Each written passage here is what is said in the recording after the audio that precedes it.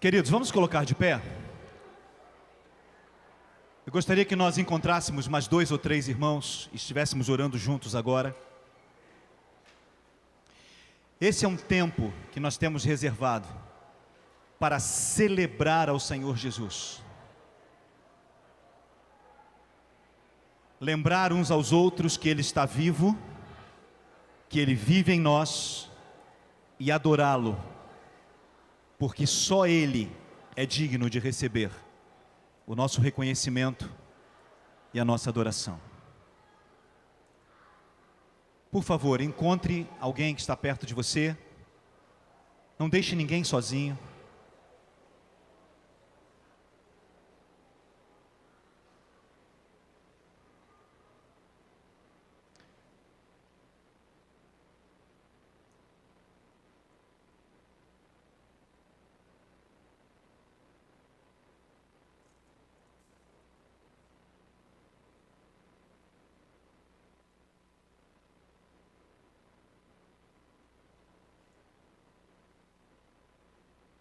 Eu gostaria que você começasse a declarar ao Senhor o seu louvor.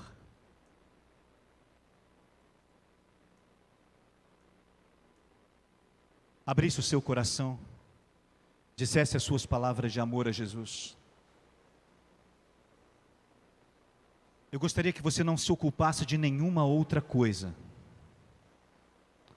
senão colocar os seus olhos no Senhor, derramar o seu coração para Ele, e deixar que cada palavra que flua dos seus lábios seja uma oferta para o Senhor Jesus. O centro é dele, o trono é dele, a glória é dele. Ninguém mais ocupa nenhum espaço senão ele.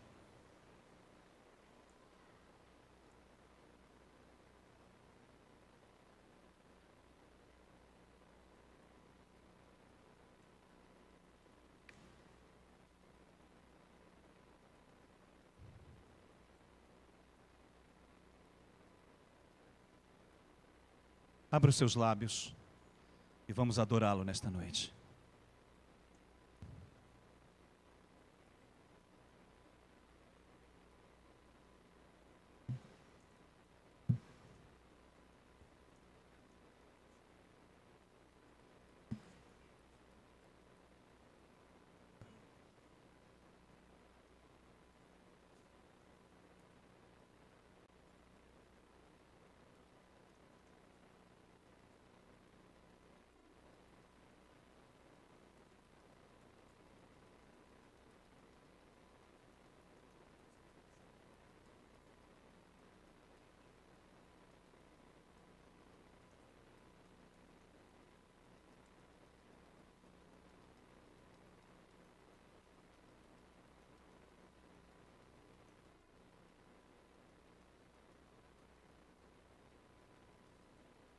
O Salmo 100, o salmista nos convida: servi ao Senhor com alegria e apresentai-vos a Ele com cânticos.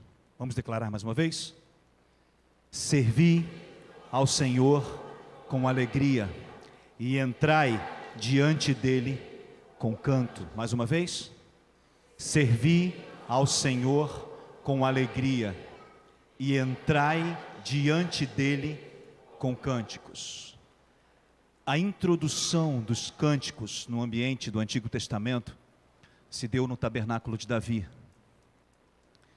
Aquilo que no tabernáculo de Moisés era constituído por objetos, na compreensão de Davi, aquilo foi substituído, os objetos foram substituídos por pessoas que de dia e de noite ministravam a presença do Senhor, com cânticos, com salmos, com canções. De toda a estrutura que havia sido construída no tabernáculo de Davi, de Moisés, apenas a tenda e a arca da aliança, que representava a presença de Deus, compunham o tabernáculo de Davi. Todos os outros utensílios eram constituídos por pessoas, e gestos e expressões de adoração. Por isso somos convidados a adorar a Jesus. Agora eu gostaria que você dissesse ao seu irmão: servi ao Senhor com alegria e entrai diante dele com cânticos. Amém? Vamos celebrá-lo? Olhe para Jesus e comece a entregar o seu louvor, e juntos vamos adorá-lo nesta noite.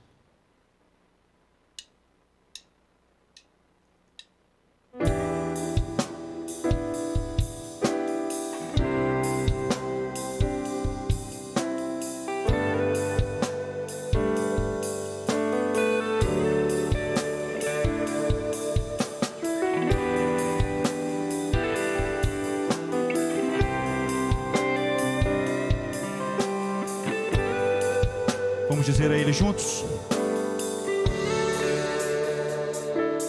todo ser que vive, louve o nome do Senhor. Toda criatura se derrame aos teus pés. Ao som da tua voz, o universo se desfaz. Não há outro nome comparado ao grande eu sou. Diga a Ele: e mesmo sendo pó, com tudo que há em mim, confessarei que céus e terra passarão, mas o teu nome é eterno. Continue declarando ao Senhor o seu louvor. Vamos encher este lugar com as nossas palavras de adoração, a expressão que se levanta do nosso espírito e é dita a Ele como oferta de louvor. Esse é o tempo, a Ele a glória.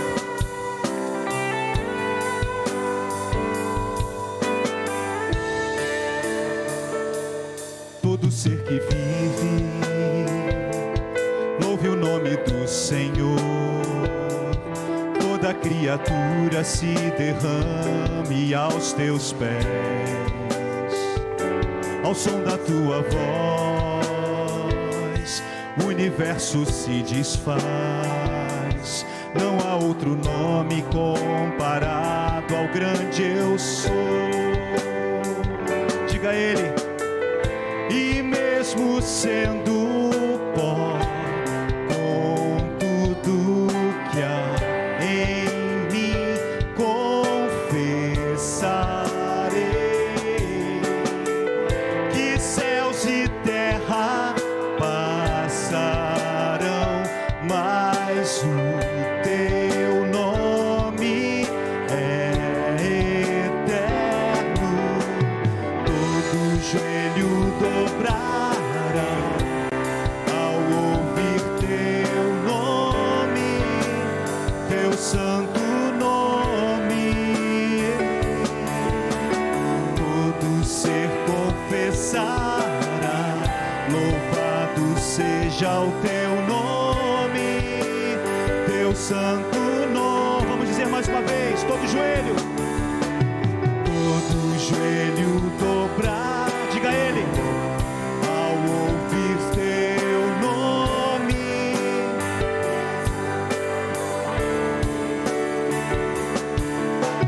todo ser confessará, louvado seja o teu nome, teu santo nome. Continue abrindo seus lábios, continue glorificando ao Senhor Jesus, rendendo o seu louvor e o seu coração a Ele.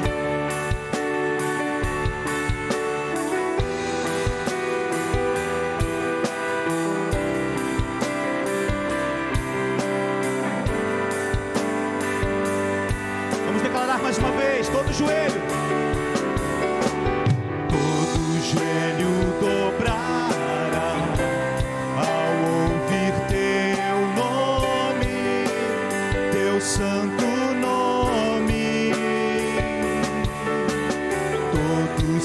confessará. Louvado seja o teu nome, teu santo nome. Todo joelho dobrará ao ouvir teu nome, teu santo nome. Todo ser confessará. Louvado seja o teu nome, teu santo nome. Continue declarando o seu louvor a Jesus. Não é a canção, é o que dizemos para Ele.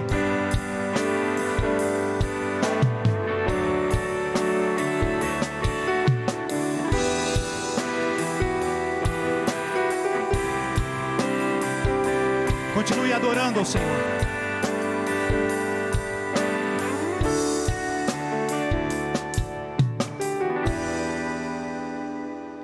Continue glorificando o nome de Jesus.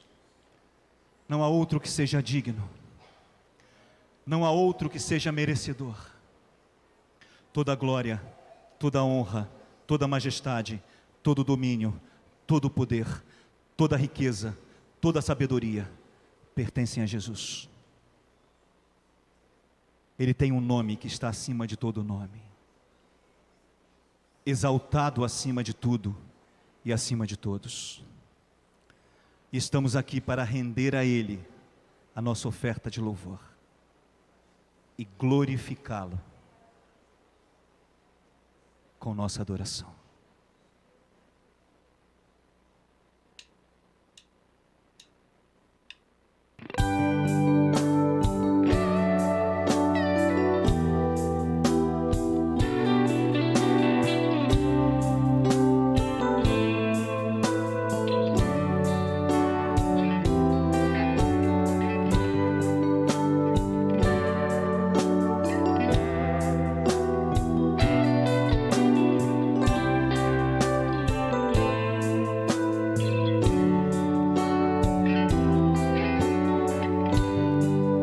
Toda glória e majestade só pertencem a Jesus, o Rei dos Reis. O poder e a autoridade foram dados para Ele. Aleluia. Toda glória e majestade só pertencem a Jesus, o Rei dos Reis. O poder e a autoridade foram dados para Ele. Aleluia. O Cordeiro que foi morto vive e reina e é Senhor, exaltado e adorado. O seu nome é vencedor pelos séculos dos séculos. Toda glória e majestade só pertencem a Jesus, o Rei dos Reis. O poder e a autoridade foram dados para Ele. Aleluia. O Cordeiro que foi morto vive e reina e é Senhor,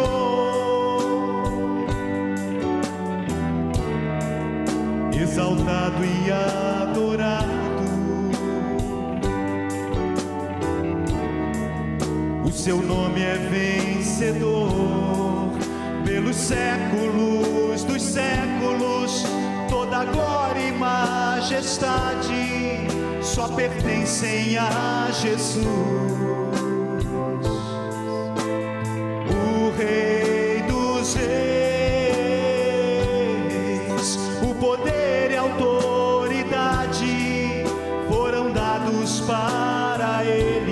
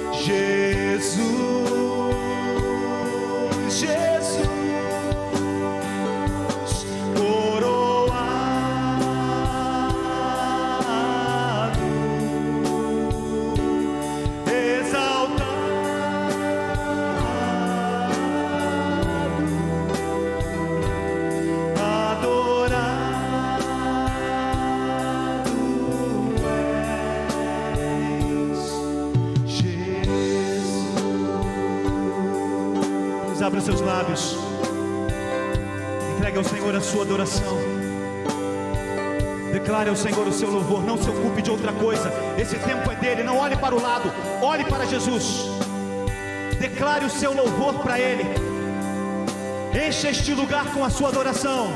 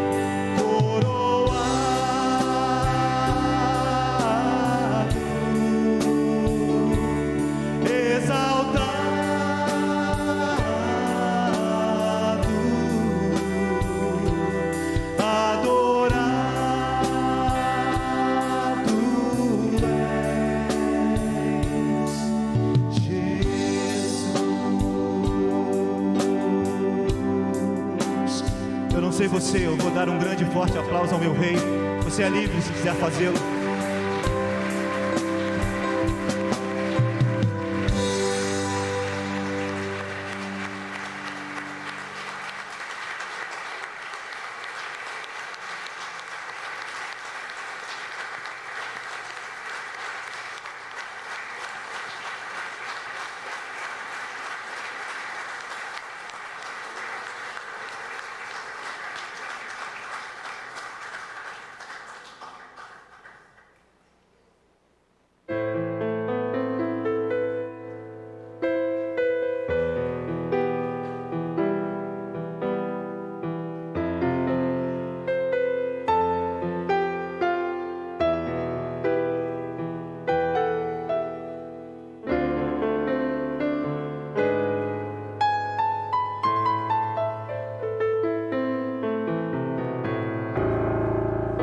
Rendo-me a ti, Jesus, o Cordeiro que venceu, que não se deteve à cruz, e o Pai o recebeu, e também o coroou.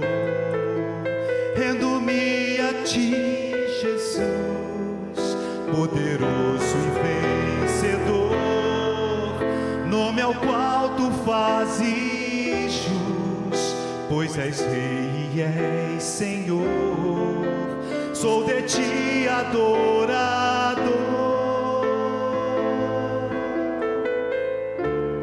eu te adorarei,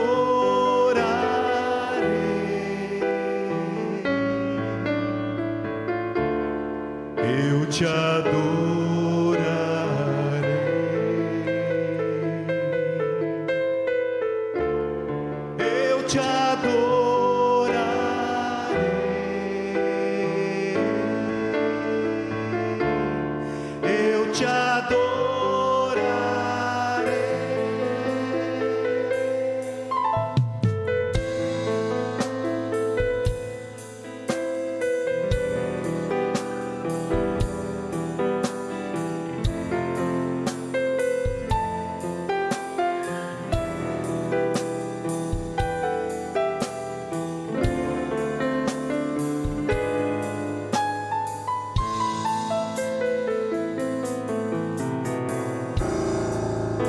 Rendo-me a ti, Jesus, o Cordeiro que venceu, que não se deteve à cruz, e o Pai o recebeu e também o coroou.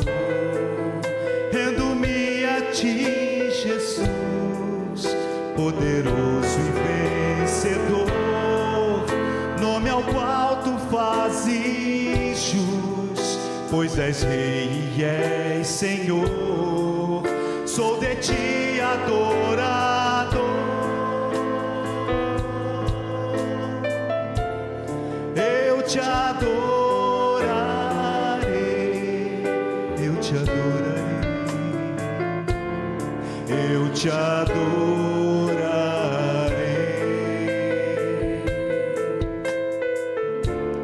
eu te adorarei,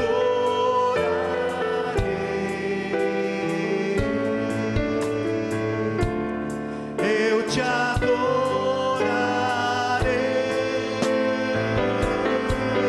Coroado estás de glória e majestade, revestido de poder e autoridade, o Cordeiro que se casará com a igreja. Maranata, vem, tua noiva te deseja.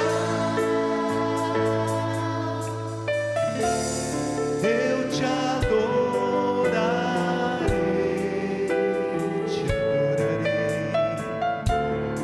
eu te adorarei,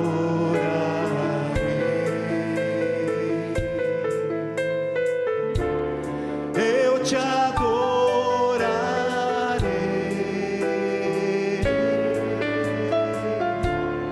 eu te adorarei.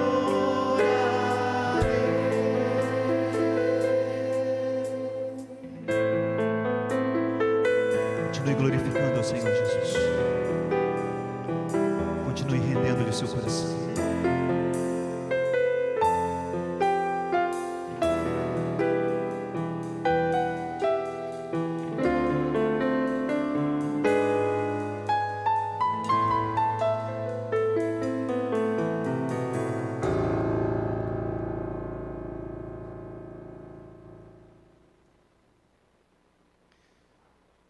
Gostaria de convidar 8 irmãos que nos ajudassem agora.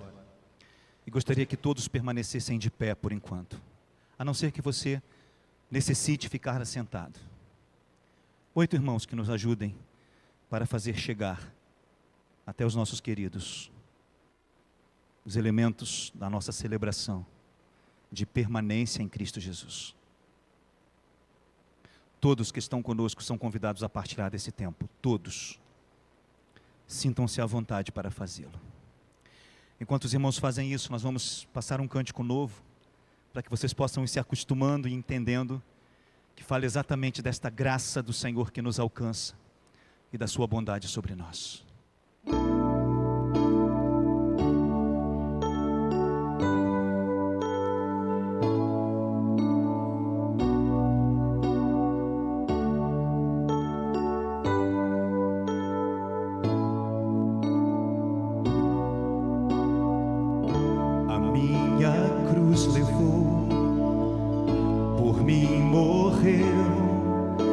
Fez livre para sempre.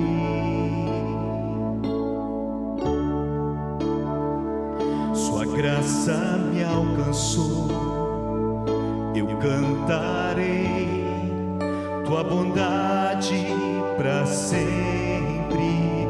Digno é o teu nome, Jesus. Tu és merecedor. És digno de louvor, digno é o teu nome, Jesus. Tu és merecedor, és digno de louvor.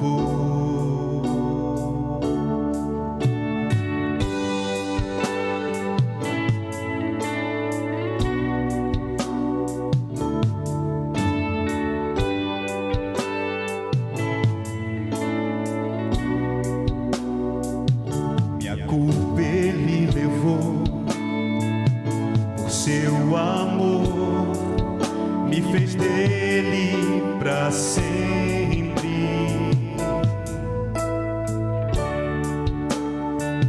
Sua vida ele me deu, eu cantarei tua bondade para sempre. Digno é o teu nome, Jesus. Tu és merecedor, és digno de louvor. Digno é o teu nome, Jesus. Tu és merecedor, és digno de louvor.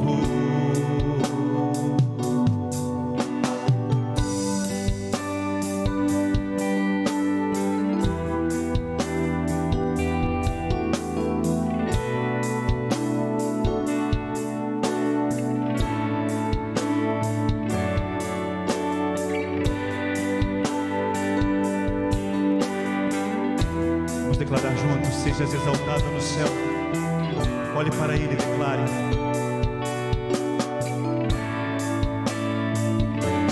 sejas exaltado nos céus, em majestade e louvor. Tu és digno, ó Senhor, o teu nome adorarei. Sejas exaltado nos céus, em majestade e louvor. Tu és digno, ó Senhor, o teu nome adorarei. Sejas exaltado nos céus, em majestade e louvor. Tu és digno, ó Senhor, o teu nome adorarei. Sejas exaltado nos céus, em majestade e louvor. Tu és digno, ó Senhor, o teu nome adorarei.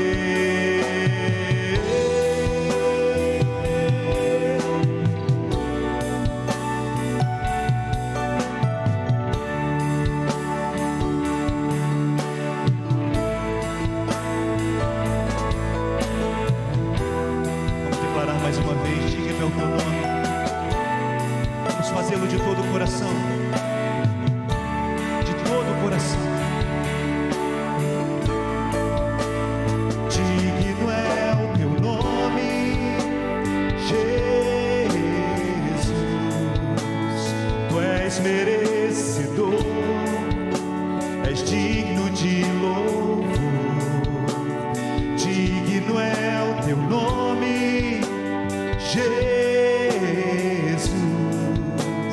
Tu és merecedor, és digno de louvor. Digno é o teu nome, Jesus. Tu és merecedor, és digno de louvor. Digno é o teu nome, Jesus. Tu és merecedor, és digno de louvor.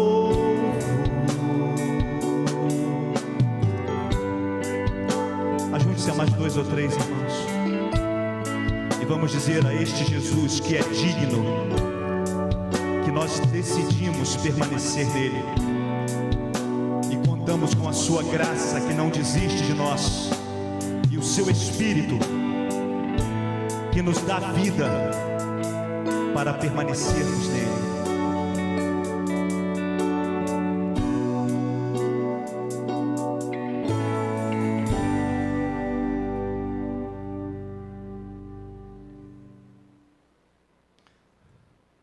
Diga ao Senhor que você deseja permanecer nele. Comer e beber de Jesus é tomar posse disto. Fazemos isso em todos os nossos encontros.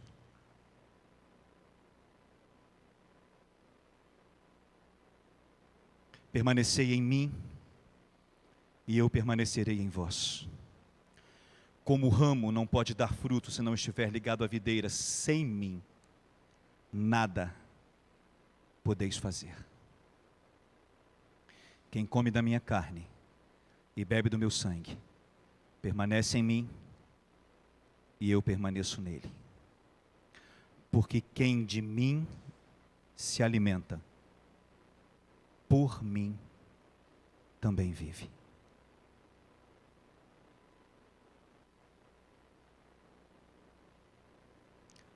Vamos nos apropriar disso? E vamos comer e beber sem nenhuma pressa. Vamos saborear esse tempo e desfrutar desta verdade.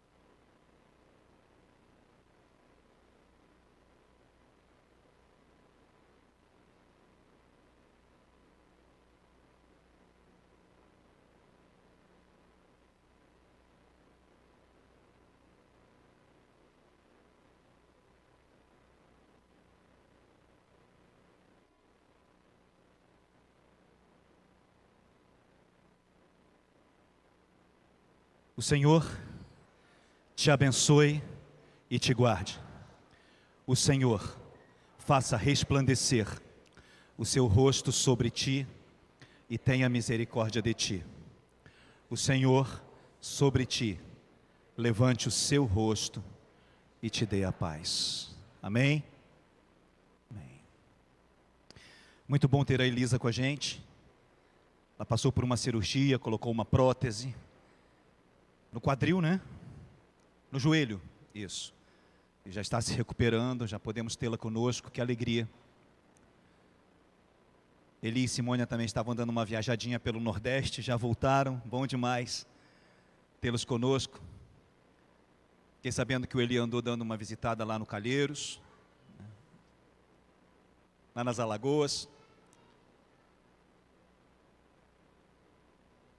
Queridos, é muito precioso o tempo que temos reservado para estar com o Senhor. É único, né, Lília?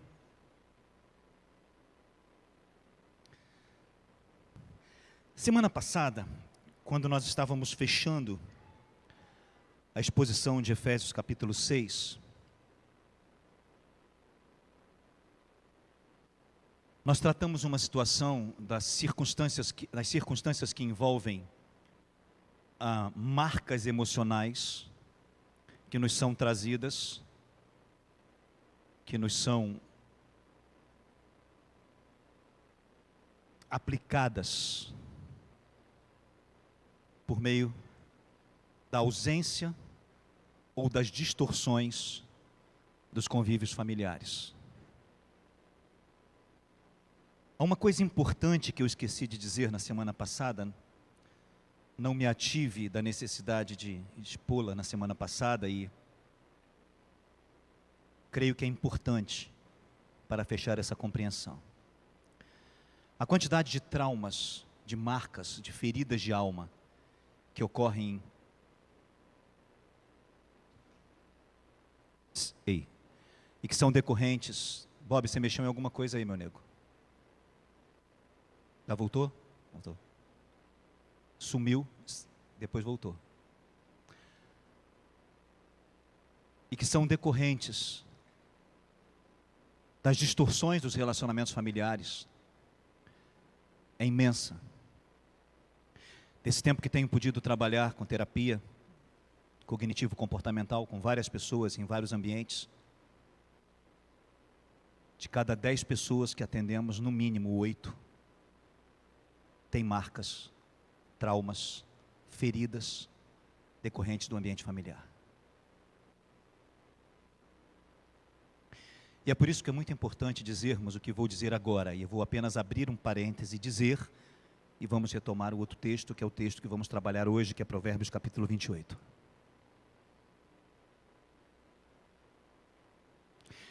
Existe um movimento na psicanálise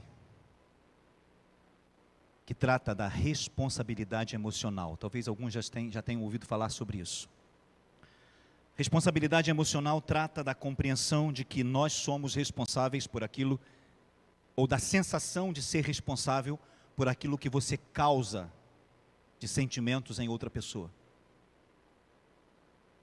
A psicanálise defende que nós devemos entender que existe um elemento de influência que nós devemos atentar para isso. No contexto bíblico profético existe um elemento do fruto do Espírito chamado domínio próprio, que provém da expressão grega ekkratos, ou ekkrateia. A palavra é dividida em duas. Ek vem da expressão ego, eu. Krateia, de kratos, autoridade. Autoridade sobre mim mesmo. Autoridade sobre os meus sentimentos. Autoridade sobre os meus pensamentos. Autoridade sobre tudo aquilo que me diz respeito. Então, quem tem ouvidos para ouvir, ouça. Ninguém é responsável pelo que você sente, a não ser você mesmo.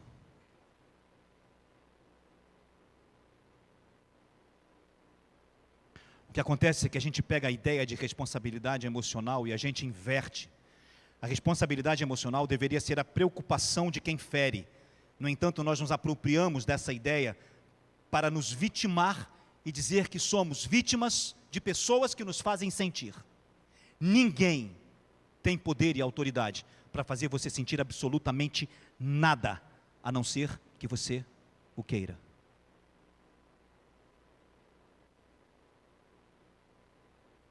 Ninguém é responsável pelos seus vazios. Ninguém é responsável pelas suas marcas. Ninguém é responsável pela sua ansiedade. Ninguém é responsável pelas suas frustrações. Ninguém é responsável pelos seus vazios. Ninguém é responsável pelas suas marcas. Ninguém.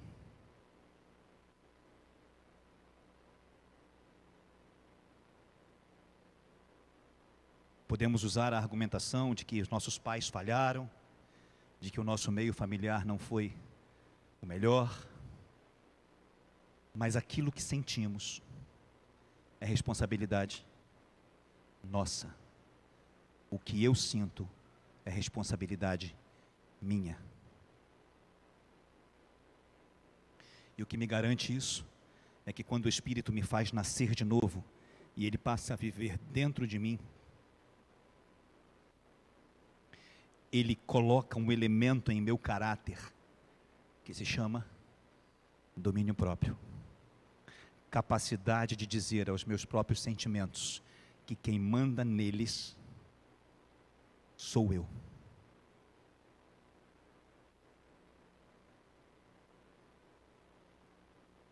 Nossos sentimentos não são uma pedra rolando morro abaixo, que não podem ser controlados, que não podem ser sujeitos, que não podem ser tidos sob controle. Isso não significa que todos nós possamos fazer isso intuitivamente. Às vezes precisamos de ferramentas. Aprender a lidar com estas coisas. Como em qualquer outra coisa na vida. Relacionamentos são aprendidos. Ou não? São aprendidos. À medida que a gente convive, a gente vai aprendendo a lidar com o outro, ou não? A gente vai aprendendo os costumes do outro, o hábito dos outros, do outro, os pontos positivos, os pontos negativos, aquilo que é legal, aquilo que não é, aquilo que me agrada, aquilo que me desagrada, e no entanto, é através do convívio que nós vamos aprendendo a lidar. Nós aprendemos. Está muito vento aí? Está incomodando ela? Quer desligar ali? Gil, desliga para mim, por favor. Obrigado. Ok? Sabia que aquela enjoeirinha era sono?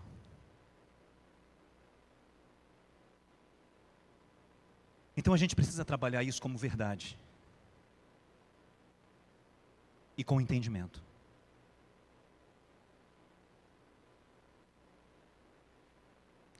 Se vocês tiverem interesse, se houver interesse. Já estou devendo um encontro que a gente não vai poder fazer esse ano, vamos fazer só no ano que vem. Que é falar sobre as questões que envolvem os últimos dias, a composição dos cenários dos últimos dias. Mas talvez esse ano a gente consiga fazer um encontro sobre estas coisas. Ferramentas para que a gente possa entender como lidar, biblicamente, profeticamente e com inteligência, com as nossas situações emocionais afetivas.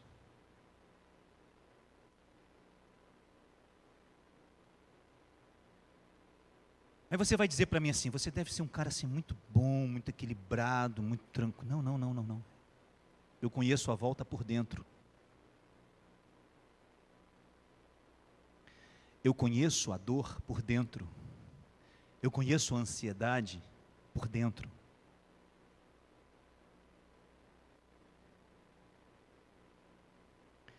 Eu não conheço porque eu estudei nos livros. Eu conheço porque eu convivo com ela.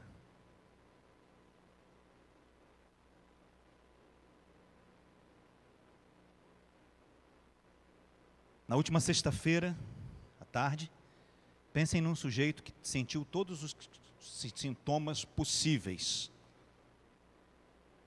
Falta de ar. Ela colocava o oxímetro 99. Como é que eu posso estar com falta de ar com 99 no oxímetro? Não tem jeito. Febre, estou com febre. Aí sentia um calor no corpo, colocava o termômetro 36, 36,3. Não tinha nada. Cansaço.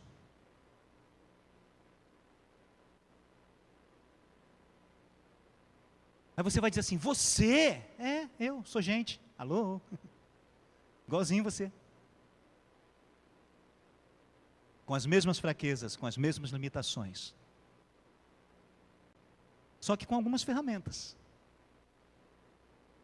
E aí, como bom terapeuta, resolvi marcar uma reunião comigo na sexta-feira às 10 da noite. Sentei comigo mesmo e perguntei para mim, o que está vendo, rapaz? E aí, como um bom terapeuta, eu me apliquei algumas contracargas e algumas antecipações.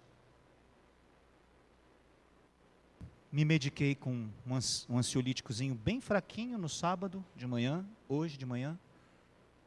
Acabou.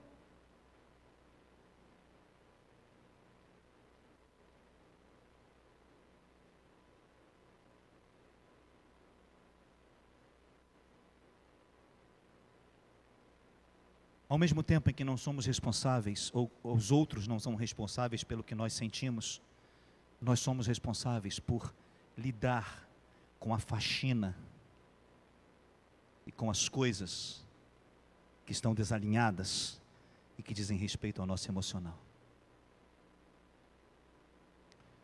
Num ambiente que não seja culto,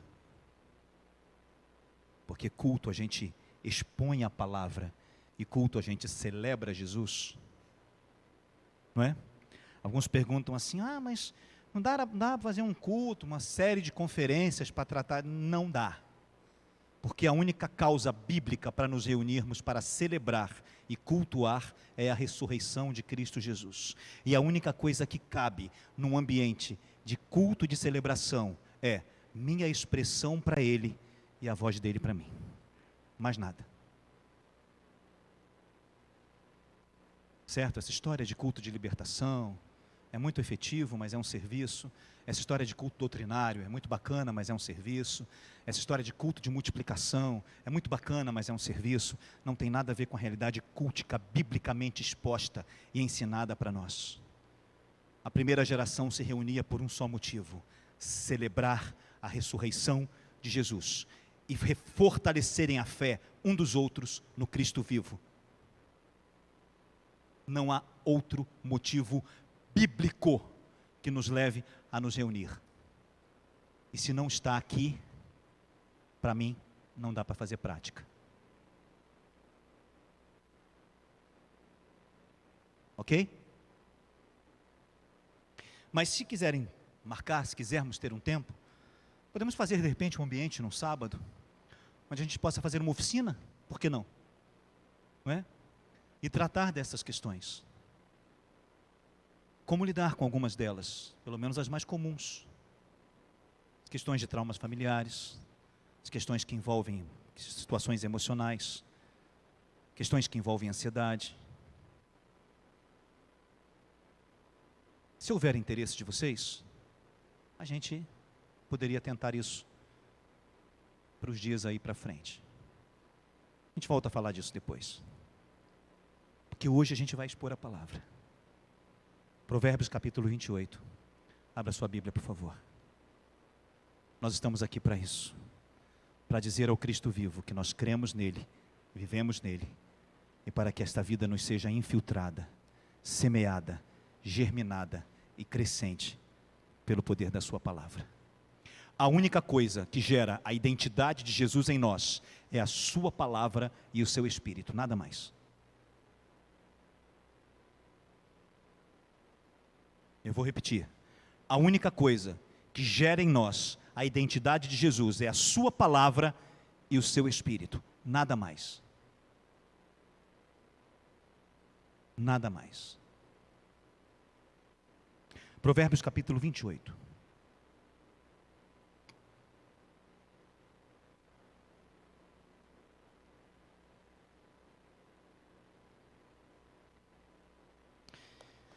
Gostaria que tivéssemos tempo hoje para expor de forma bem rápida, objetiva, o texto de Provérbios 28 e o texto do Salmo 32. Provérbios 28, 13.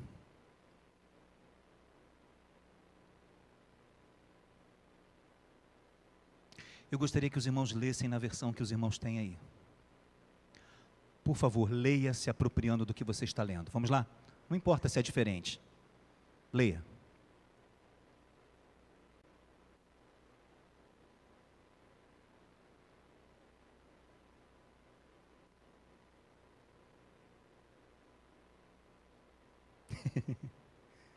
O que encobre as suas transgressões nunca prosperará.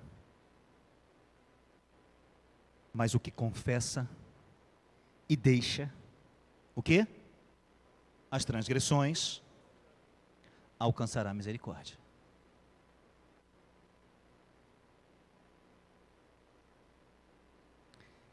Reparem que o texto de Provérbios,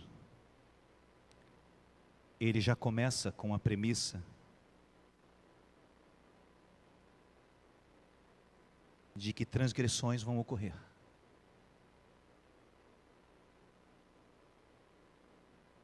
Ele não diz quem transgride, ou quem encobre, ou alguém que encubra, ou alguém que... Não, ele diz: o que encobre,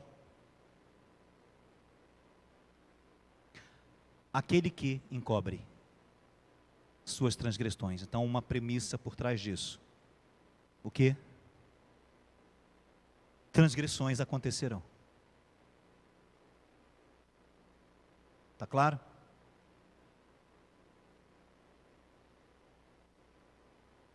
Há 6 termos que eu gostaria de que abríssemos com mais compreensão nesta porção de Provérbios 28.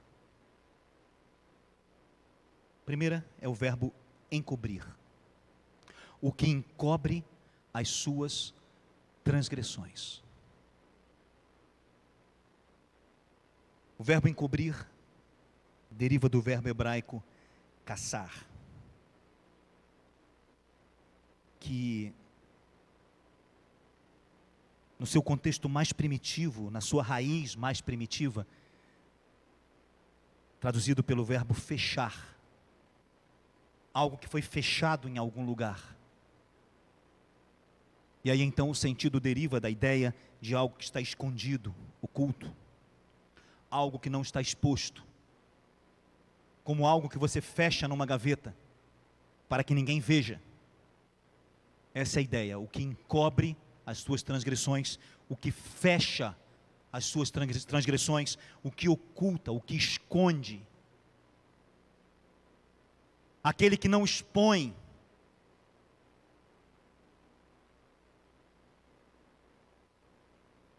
A palavra transgressão é a segunda palavra. Expressão grega peça.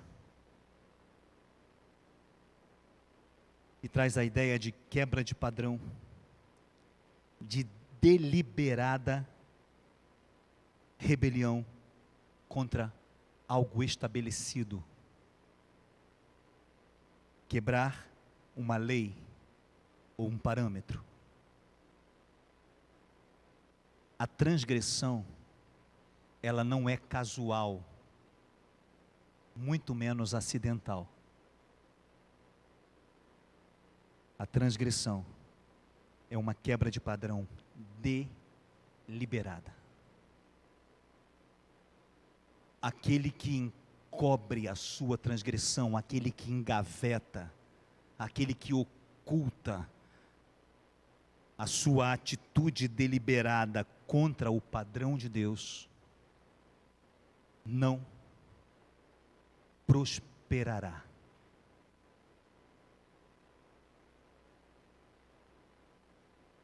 A palavra prosperar e o verbo prosperará vem da expressão hebraica salar.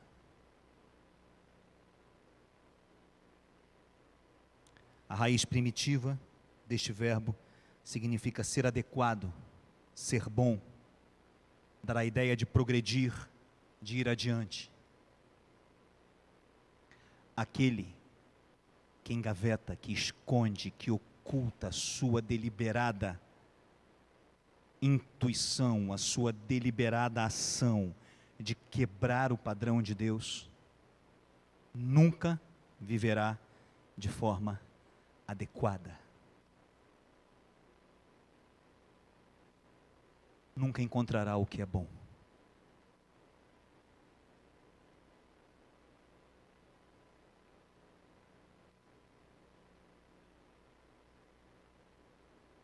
Salah vem da mesma raiz, pouquinho diferente, mas da mesma raiz de shalom. Shalom é a expressão hebraica que é traduzida por paz, mas na verdade ela significa tudo vá bem a você. Aquele que encobre a sua transgressão, aquele que oculta o seu pecado, aquele que oculta a sua deliberada ação contra o que Deus tem por padrão, nunca irá bem.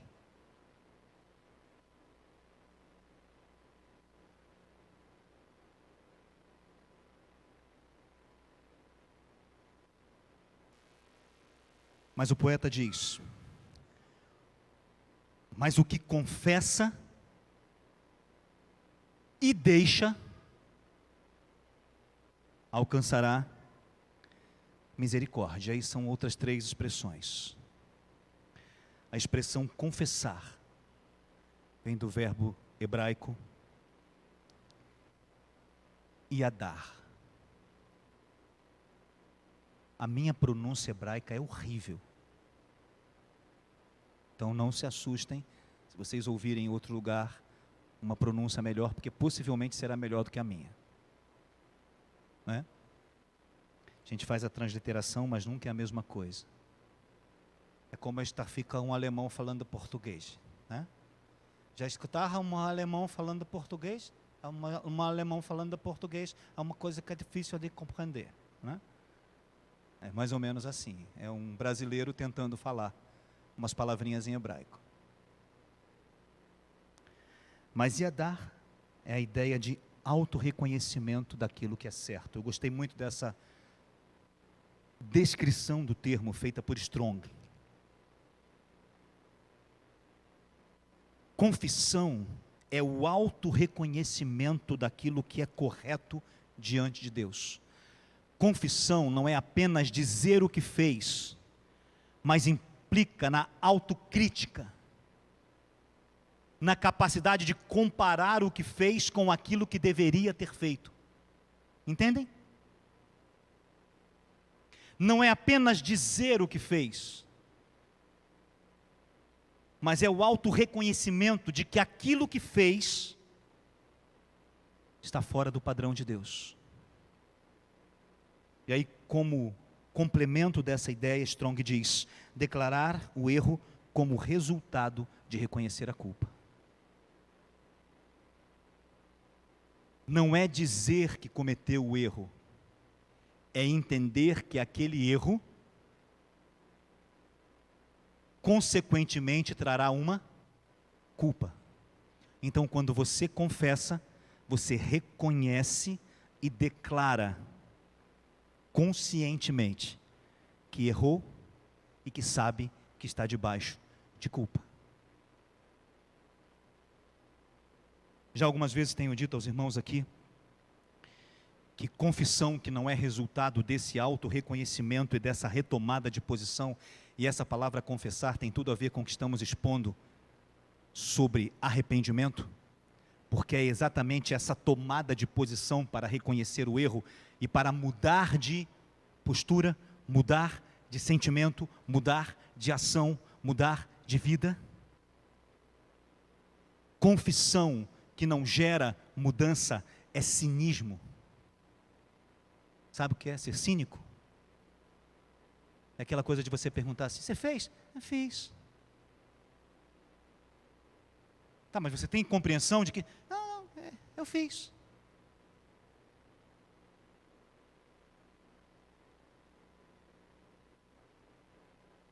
Confissão não é dizer o que você fez. Confissão decorre de auto-reconhecimento de que aquilo é um erro e de que aquilo foi uma transgressão. E de que aquilo é erro diante do Senhor e que isso implica em culpa.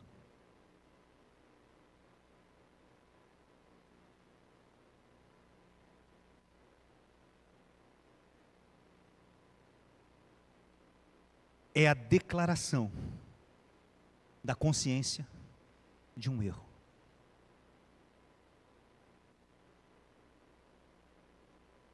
Ela vem acompanhado de um verbo muito interessante. Azab.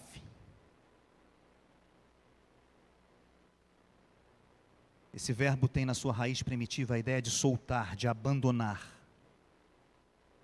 E nesse fragmento ela traz uma ideia de movimento. Aquele que confessa o erro e se movimenta para longe dele. Entendem? Deixar como algo que você deixa para trás, que você se distancia disso. Achei interessante essa expressão, porque nós entendemos que a palavra arrependimento é exatamente isso, é um movimento, é uma tomada de posição, é sair de um lugar para outro. Quando você confessa o seu erro e você o reconhece, é necessário que não apenas você o reconheça, mas que você o deixe, que você se movimente para longe dele. Isso tem tudo a ver com aquilo que o apóstolo Paulo nos fala em Filipenses capítulo 3. Deixando as coisas que para trás ficam, prossigo para o alvo, para alcançar aquilo para o que também já fui alcançado, para pegar com a mão para mim aquilo que já foi pego para mim por Jesus. Está claro? Confissão está no âmago do arrependimento. Porque a confissão é a consciência do que foi feito.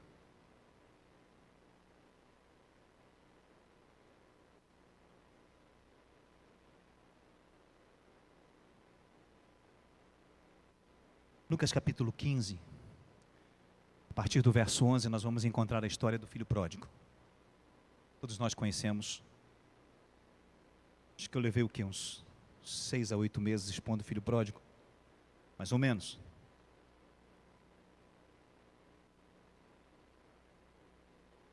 Quando o pródigo está naquela situação de desejar comer as bolotas dos porcos e de reconhecer o seu estado, é interessante que o texto e a narrativa de Jesus acerca desta parábola diz que o indivíduo, o rapazinho que estava lá, ele chega a uma conclusão. Lembram? Ele diz: levantar-me-ei e irei ter com meu pai e dir-lhe-ei. Nossa, gostaram aí da mesóclise? Parece até o Temer, né? Levantar-me-ei. Ele diz para quem? Isso. Para ele mesmo. Ele diz: vou me levantar e vou até meu pai e vou dizer para ele: Pai, pequei contra o céu e diante de ti. Já não sou digno de ser chamado teu filho. Faze-me como um dos teus trabalhadores. A expressão jornaleiro é aquele que trabalha uma jornada. É aquele que nem tem contrato para ser servo. Uma vez eu encontrei, viu, Pedro, um indivíduo que disse que a profissão de jornaleiro estava no texto bíblico, que o filho pródigo dizia que queria ser jornaleiro.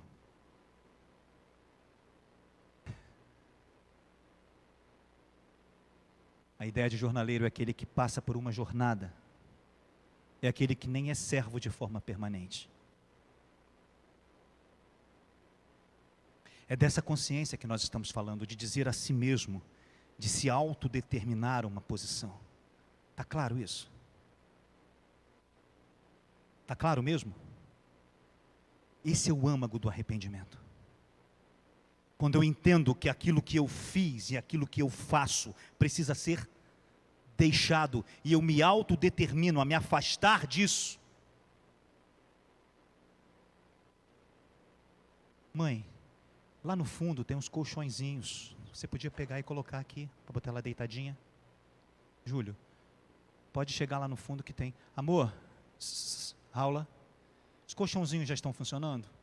Traz uma para minha princesa aqui. Eu sei que no colo é complicado.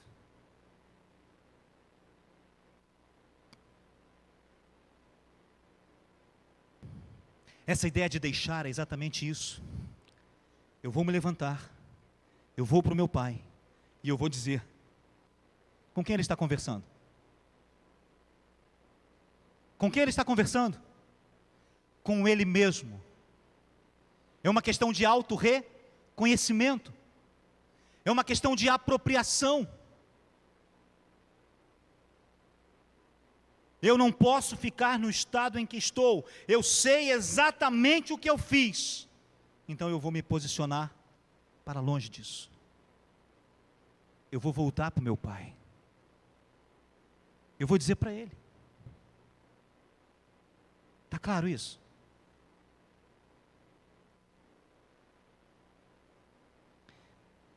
Isso também está muito em linha com o que nós vamos encontrar. Salmo 32. Abra sua Bíblia comigo, por favor.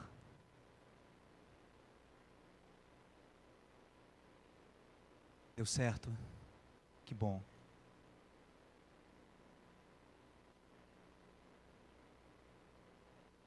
Obrigado, Mazito.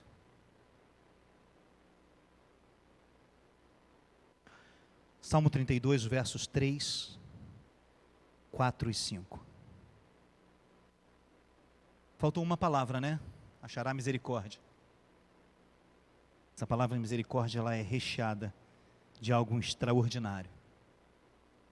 Como eu não sei se a gente vai voltar aqui, vem da palavra hebraica raham. E a ideia é compaixão, favor, clemência. Quem se conscientiza, declara o erro e o deixa, encontrará favor, encontrará compaixão, encontrará clemência, achará misericórdia. Strong, ao comentar isso, diz que este favor é exatamente o favor de Deus para o perdão dos pecados.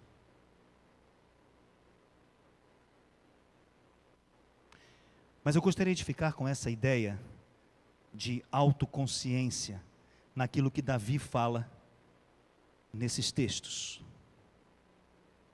ou nesses fragmentos, nesses versículos. Salmo 32, versos 3, 4 e 5. Estão comigo aí? Beleza?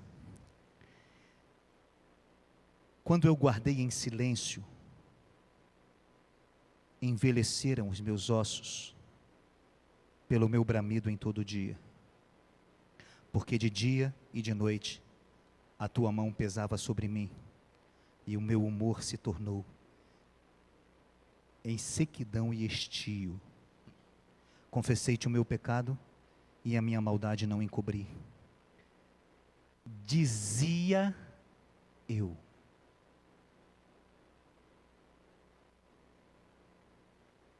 aonde? Dizia para quem? Para ele mesmo. Autorreconhecimento, apropriação disso. Dizia eu: confessarei ao Senhor as minhas transgressões, e tu perdoaste a maldade do meu pecado.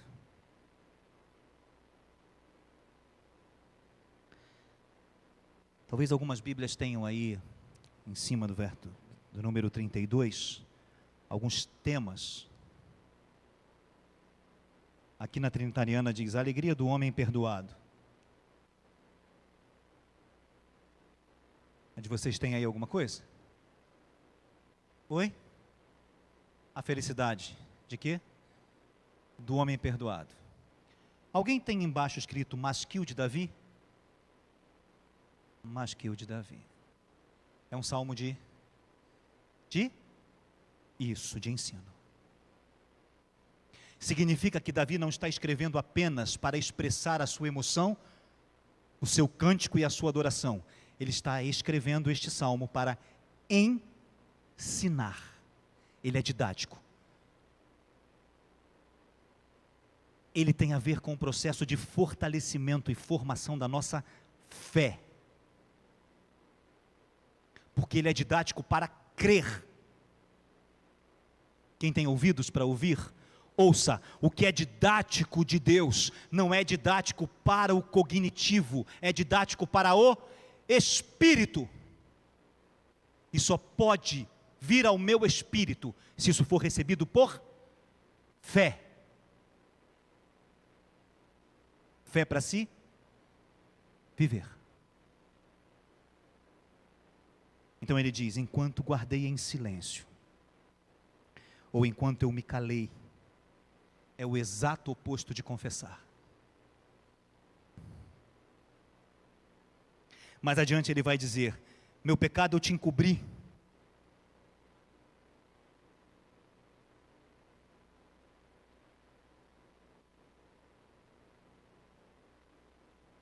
Perdão, ele vai dizer: minha maldade não encobri, não é?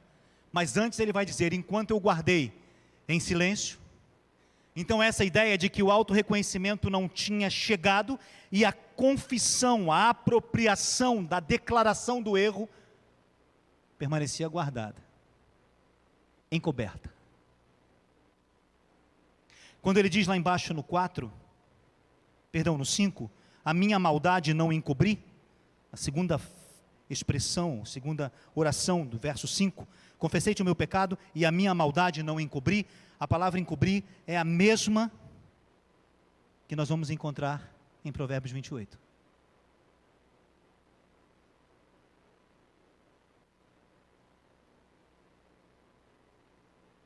Kavod. Guardar, esconder.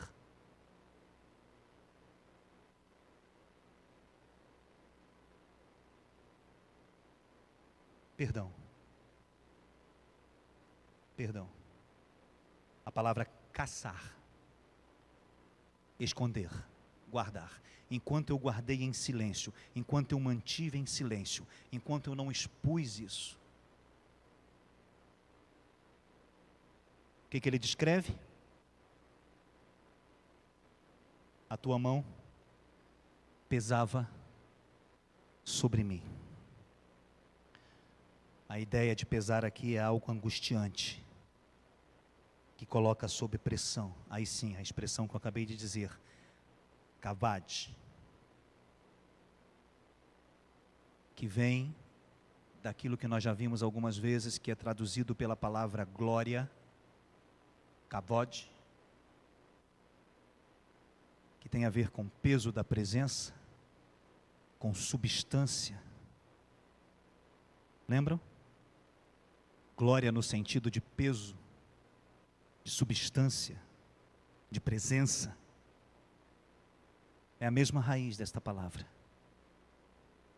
Da ideia de que a mão do Senhor pesava sobre ele. Que ele estava angustiadamente aflito. Porque tinha encoberto o seu pecado. E aí no verso 5 ele vai dizer, confessei-te. Ele vai usar uma variação do verbo que está lá em Provérbios. Yadá, não é? Em Provérbios é Yadar, é uma diferençazinha mínima, mas a ideia muda um pouquinho, porque Yadar dá a ideia de conhecimento, de algo que é conhecido por mim e descrito a outra pessoa. É como se eu tivesse algo para contar, que somente eu sei, e eu fosse contar isso para o Mitchell. Então ele só vai saber se eu disser.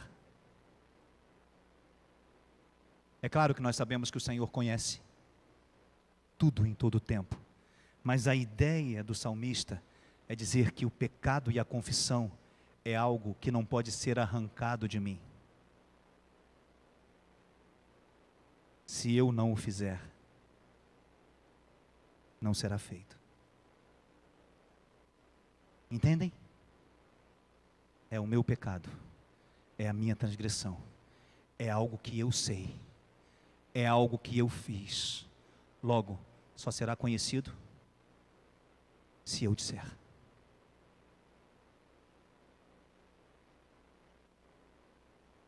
Interessante isso, né?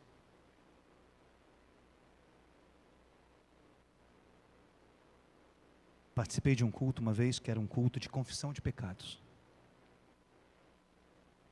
E todos nós estávamos lá, e um pastor então começou a orar e conduzir uma oração, e todos nós confessamos os nossos pecados, e no final então ele ministrou sobre nós uma unção de liberação, para dizer que agora, uma vez que todos os pecados estavam perdoados, nós estávamos completamente livres deste peso da mão do Senhor, como se isso pudesse ser feito de balde, de monte, de turba, de grupo.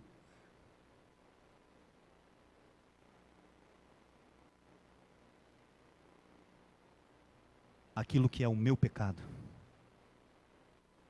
só pode ser expresso pela minha confissão. Só pode ser conhecido quando eu auto-reconheço isso e declaro diante de Deus.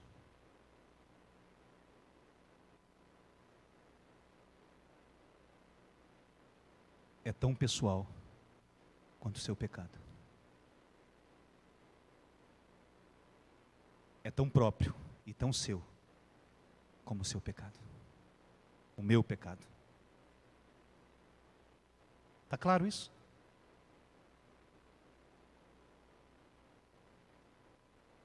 Algo que é conhecido e descrito a outra pessoa, levar ao conhecimento mediante declaração, ou expressão, ou confissão. Ora, se o pecado é meu, ele só pode ser descrito, confessado por mim. Ninguém vai arrancar isso de você.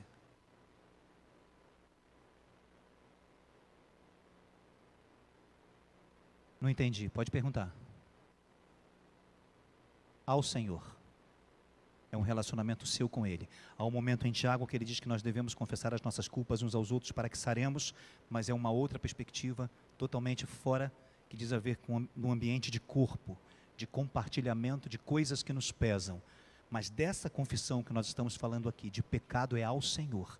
Tanto que Davi diz que confessei o meu pecado ao Senhor. Olha no verso 5, ele diz: confessarei ao Senhor as minhas transgressões.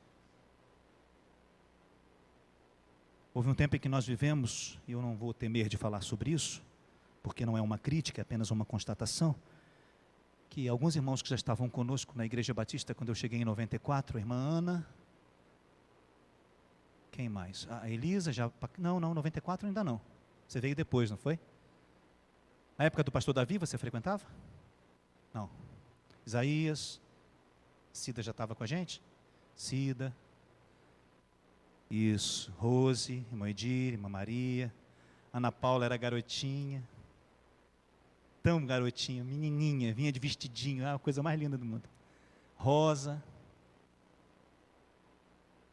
Quem? Quem? Não entendi. Rubinho? Rubinho? Rubinho. Chegou na época do pastor Davi, Rubinho? Janete. Quem? Isso, Eli já, na época do pastor Davi, Eli? Simônia também, Simônia? Então. E quando eu cheguei na congregação, nós estávamos tendo uma dificuldade, porque havia sido ministrado sobre não levar a culpa um dos outros, lembra? Não levarás o pecado do teu irmão. E aí tinha aquela coisa de confrontar o pecado do irmão. Você tinha que confrontar para você não levar o pecado do irmão sobre você. Rapaz, que confusão que tava isso. Era um tal de chegar para o outro e dizer assim: não, eu estou confrontando o seu pecado porque eu não quero levar o seu pecado sobre mim. Porque se eu trouxer o seu pecado sobre mim, aí, rapaz, que zebra colorida era o negócio. Era uma coisa impressionante. Não era uma zebra em preto e branco, era colorida, assim, era... 50 tons de colorido. O negócio era feio. Porque este ensino é algo especificamente para mim. Se ele não tiver valor para você individualmente, ninguém pode fazer nada. Lance sua sorte e acerte-se com o Criador.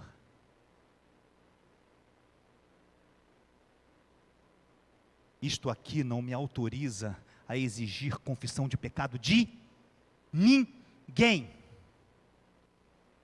Porque confissão e arrependimento ocorrem num único ambiente. Sabe qual? O seu interior. Ninguém pode dar isso a você, a não ser o Espírito Santo.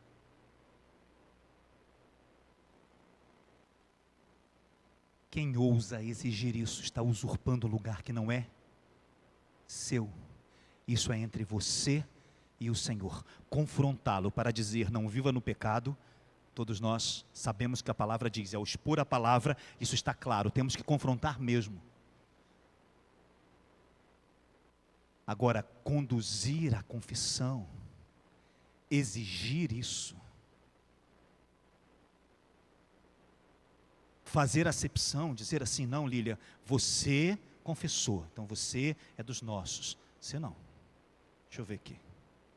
Ney, ó, está abaixo do que eu espero. Não, você então está separadinho aqui. Você é da beira, é da periferia. Você não, você tá santinha bacana aqui, ó. Bacaninha, confessada direitinho. Bacaninha. Então, nenhum de nós tem autoridade para isso.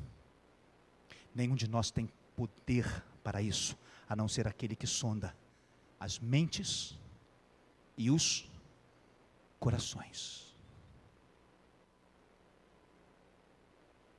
Eu não sei se é bom negócio para você isso, porque se Jesus tivesse passado essa bola para mim, talvez você pudesse chegar para ele e dizer assim: olha, o erro de cálculo foi do meu pastor, mas ele não passou, então significa que ele não vai errar quando ele te cobrar.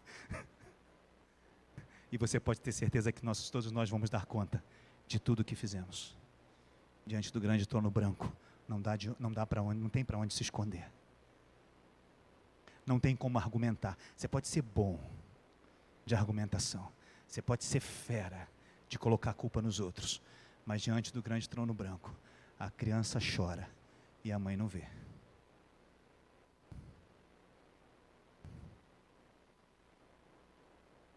Porque não tem para onde fugir, porque será nessa medida entre o Senhor e você. Então isso significa que tudo que nós estamos expondo, se você entender que eu não estou afim. Duas palavras. Só lamento. Porque dizer que não sabia, você não pode.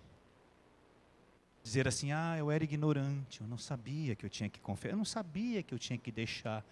Eu pensava que eu podia, assim, ter o melhor dos dois mundinhos, assim, minha vida cheia da unção e meu coração cheio de pecadão. Né? Meus desejos no 12, minha unção no 12. Meus desejos todos assim, né? E minha vida espiritual na tampa. Não se pode ter o melhor dos dois mundos. Porque você tem que morrer em um para nascer no outro. Se despir do velho para se vestir do novo. Mas quem foi que disse que você não é livre para tentar? Tenta a sua sorte. Chega diante dele, o Santo dos Santos, aquele que sabe, antes de você pensar, o que você pensaria, e antes de você dizer, o que você diria, e antes de você sentir, o que você sentiria, e tenta a sua sorte. Sabe uma das coisas que eu temo muito, que nós estamos usurpando um lugar que não é nosso? Nós temos sim, como igreja, que exercitar a confrontação, por meio da palavra. Mas o seu agir, e a sua resposta a esta palavra, e ao mover deste Espírito, para produzir em você arrependimento, é algo unicamente seu, eu não tenho como testar.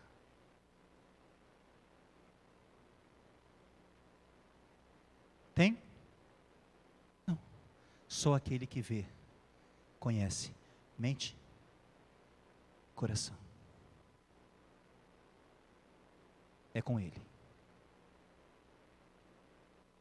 E é a ele que Davi diz: confessei ao Senhor o meu pecado, confessarei a minha transgressão, e tu perdoastes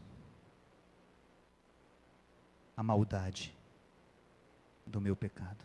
Mesmo termo lá de cima de Provérbios 28, Yadá, auto-reconhecimento, declarar o erro, dizer ao Senhor que reconhece isso. E aí Davi vai dizer que o Senhor perdoou. E ele usa uma expressão que tem uma raiz primitiva, que dá a ideia de levantar, de tirar de sobre alguém alguma coisa. Nassar, Lembra que ele diz: enquanto eu encobri, enquanto eu calei, a tua mão pesava sobre mim. Aí ele diz: eu confessarei o meu pecado e a minha transgressão, e o Senhor perdoou a culpa do meu, e tu perdoaste a culpa do meu pecado.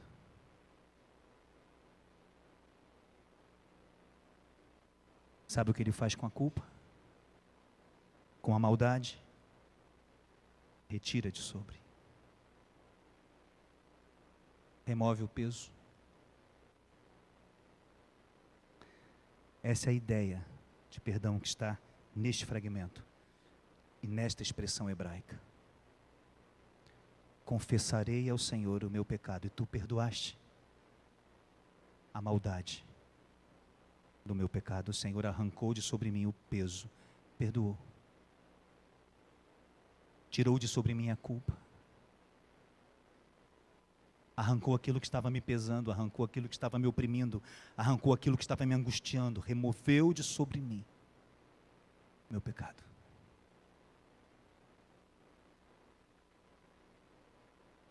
Esta palavra e as palavras que estamos ministrando nesses dias sobre arrependimento não são um carão, uma bronca, nem uma esfrega. São palavras de esperança.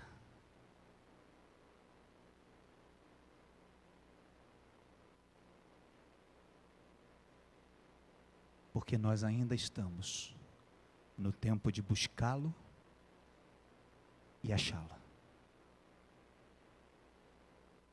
Nós ainda estamos no tempo da graça.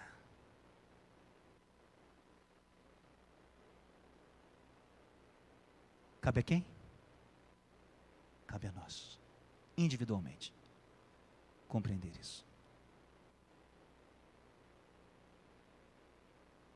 E honestamente, se não for pelo amor, pela graça e pelo poder do Espírito, não será pela nossa pancada ou pelos nossos cultos de consagração.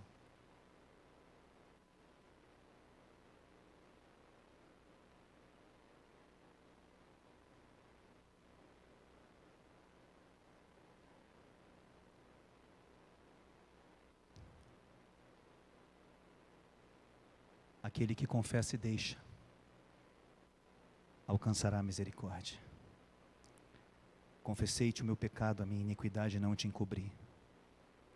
Dizia eu: confessarei ao Senhor as minhas transgressões, e tu perdoastes a maldade do meu pecado, a culpa do meu pecado. O Senhor removeu de sobre mim. Como resultado do auto reconhecimento e da minha posição de arrependimento e confissão diante dele. Isso aqui está na velha aliança, mas cabe perfeitamente para a compreensão. Desculpa, vou corrigir o que eu disse. Está na antiga aliança. Não me deixem chamar a antiga aliança de velha. Ela é viva e ativa para o povo de Deus até hoje.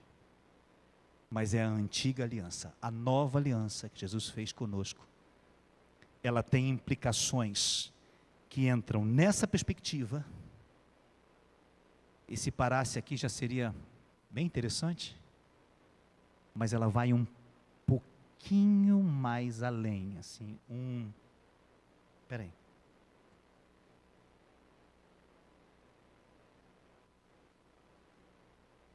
Um pouquinho mais além. Mas não será assunto para hoje. Vou deixar apenas o mel na sua língua e a pulga atrás da sua orelha. 1 de João, capítulo 3.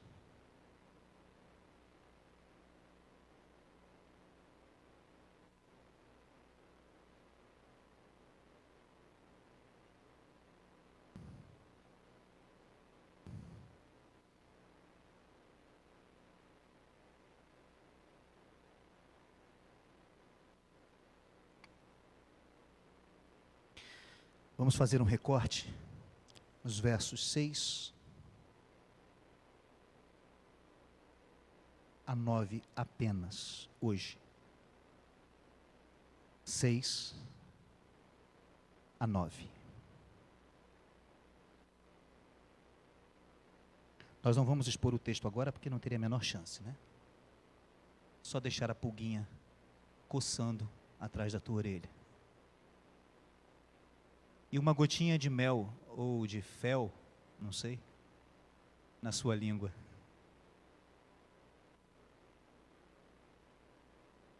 Qualquer que permanece nele não permanece pecando. Ou você permanece nele, ou você permanece pecando. Qualquer que permanece nele não peca. Por que você está traduzindo, pastor, permanecer pecando? Por causa do tempo verbal. É uma ideia de uma ação continuada, não é uma ação acabada, completa, fechada. Mas é algo que você faz e continua fazendo. Então, quem é nascido de Deus, qualquer que permanece nele, que permanece em Jesus, não permanece pecando. E qualquer que permanece pecando, não viu e nem conheceu a Jesus. Permanecer pecando é uma distorção do nosso conhecimento de quem é Jesus.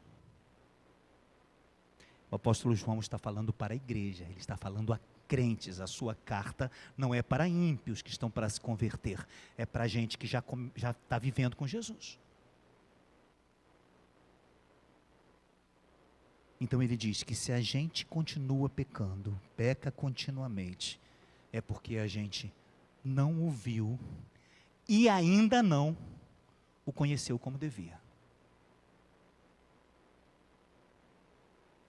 Filhinhos, ninguém vos engane. Quem pratica a justiça é justo assim como ele é justo. Quem comete o pecado é do diabo. Porque o diabo peca desde o princípio. E para isto o Filho de Deus se manifestou, para desfazer as obras do diabo. Eu quero pedir perdão aos irmãos, durante vários e vários anos, onde eu interpretei isso aqui solto do contexto. E a ideia é que Jesus veio para desfazer toda a obra do diabo. Então aqui está a base para a libertação, para expulsar demônio, para remover... Não. A obra do diabo que Jesus desfaz é a obra que o diabo faz desde o princípio. E o que é que o diabo faz desde o princípio? Peca. É disso que o texto está falando. O diabo peca desde o princípio. A obra dele é pecar desde o princípio. Para isso o Filho de Deus se manifestou. Para quê? Para desfazer as obras do diabo. Que obras? O pecado. Lidar com o pecado como se fosse natural.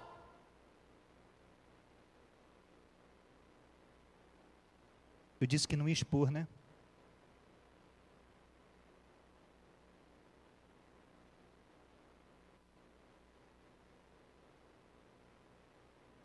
O 9. Já ouviram falar de tiro de misericórdia? Quando o bicho está agonizando, você chega e... acabou o sofrimento? O 9 é o tiro de misericórdia. Qualquer que é nascido de Deus, não vive pecando, não vive na prática do pecado, ou não peca continuamente.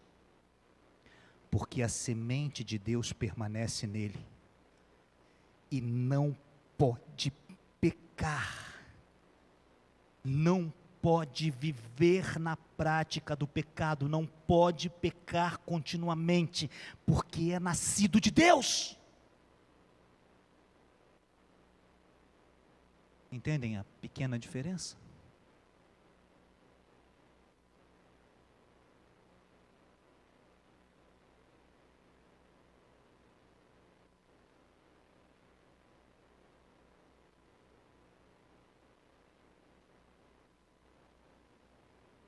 Semana que vem.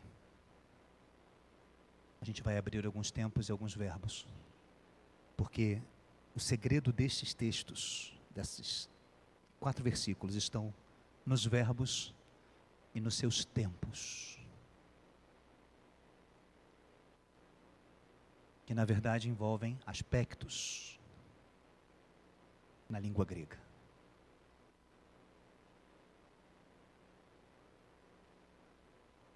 Ok? Então hoje, mais do que nunca, a canção que nós cantamos ao final, nós vamos cantá-la de uma forma diferente. Porque Jesus é tudo o que a gente quer. E Jesus é tudo o que a gente precisa. Ok? E mesmo só com a guitarra e o piano e a bateria, a gente vai cantar agora, como a nossa oração final hoje. Agora seria o momento de eu pedir a Lene, aquela música bem suave. Aquela que bota todo mundo para chorar, assim. Só nas notas menores, para mexer com o emocional. Não é isso, Lene? As notinhas menores, elas são mais emocionais. Pode vir, nós vamos cantar. E aí então agora a gente vai orar, seria a hora da gente chamar todo mundo à frente e dizer: agora, se você quer uma vida diferente, você vai vir aqui na frente e nós vamos impor as mãos sobre você, os nossos irmãos ungidos de Deus, santões na tampa, no talo. Eles vão agora repartir santidade, para que você nunca mais seja escravo do pecado. Aí grita um amém assim, que a veia do pescoço quase estoura. Amém! Como se fosse possível mudar caráter por milagre. Milagre cura a enfermidade, mas o que muda caráter é novo nascimento.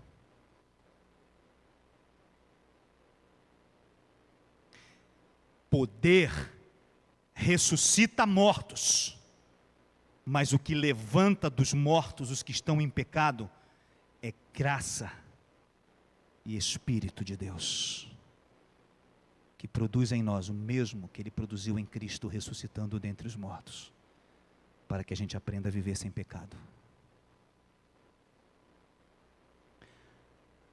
E se por acaso acontecer que a gente não goste dele,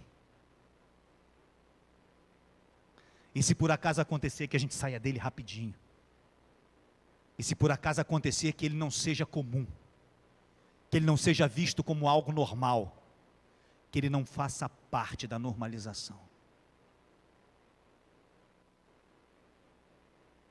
porque ou você permanece nele, em Jesus, ou você permanece no pecado. As duas coisas não dão certo, não funcionam e não são possíveis.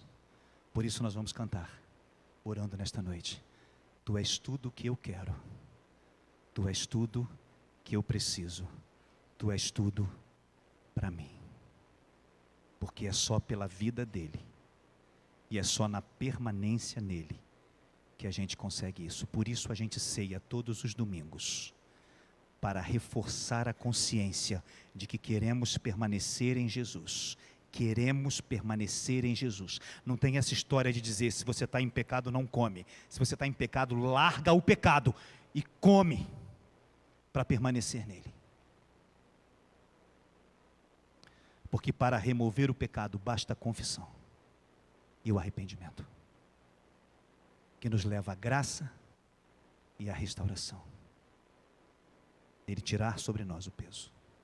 Vamos ficar de pé? Vamos lá, pessoal?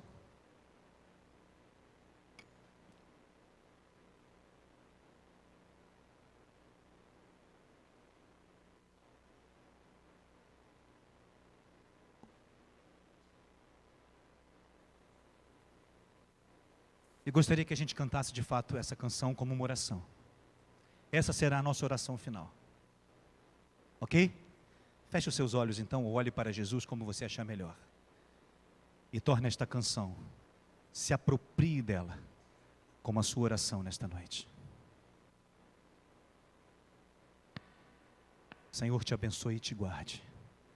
O Senhor faça resplandecer o seu rosto sobre ti e tenha misericórdia de ti. O Senhor sobre ti levante o seu rosto e te dê a paz. Que a graça do Senhor Jesus Cristo, o amor de Deus Pai, a comunhão e as consolações do Espírito Santo estejam sobre a sua vida e a sua família, agora e em todos os dias. Amém? Vamos orar a canção? Tu és tudo o que eu quero, tu és tudo o que eu preciso.